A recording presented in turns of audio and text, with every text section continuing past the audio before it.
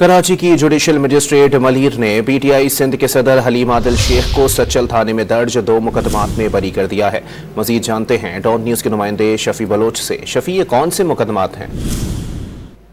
के खिलाफ हंगामा आराई जलाओ गिराव से मुतालिक 2 मुकदमात में बरियत की दरख्वास्तों पर समाअत हुई, जहां पर अदालत तरफेन के दलाल सुनने के बाद हलीम आदिल शेख की दोनों जो है मुकदमात में बरियत की दरख्वास्त मंजूर कर ली है।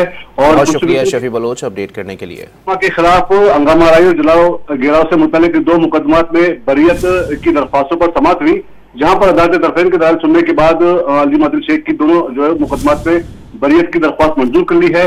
और बहुत शुक्रिया शफी बलोच अपडेट करने के लिए। के खिलाफ हंगामा आराई जलाओ गिराव से मुतालिक 2 मुकदमात में बरियत की दरख्वास्तों पर समाअत हुई, जहां पर अदालत तरफेन के दलाल सुनने के बाद हलीम आदिल शेख की दोनों जो है मुकदमात में बरियत की दरख्वास्त मंजूर कर ली है। और बहुत शुक्रिया शफी बलोच अपडेट करने के लिए।